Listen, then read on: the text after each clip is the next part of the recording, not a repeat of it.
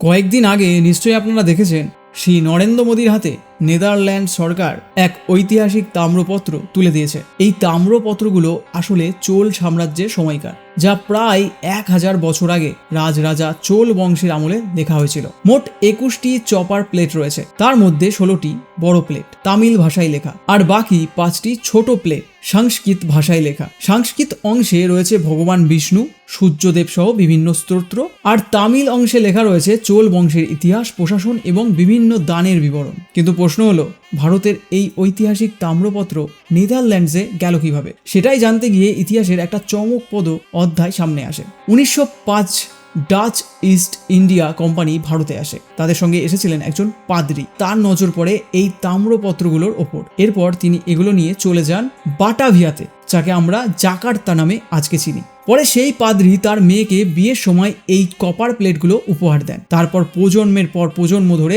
সেগুলো পরিবারের হাত ধরে ঘুরতে থাকে। অবশেষে সেই পরিবারের এক নাতনি বিয়ে করেন হেনরিক অ্যারনেট হেমকার নামের এক প্রফেসরকে, যিনি নেদারল্যান্ডসের লেইডেন ইউনিভার্সিটির সঙ্গে যুক্ত ছিলেন। আর এইভাবেই তাম্রপত্রগুলো পৌঁছে যায় নেদারল্যান্ডসে।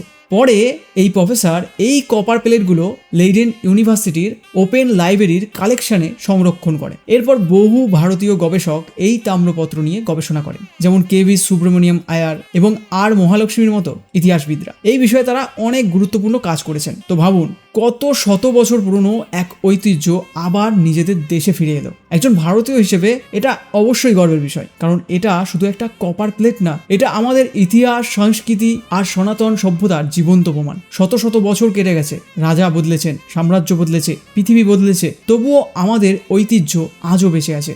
গর্ব হলে অবশ্যই কমেন্টে জয় হিন্দ লিখবেন।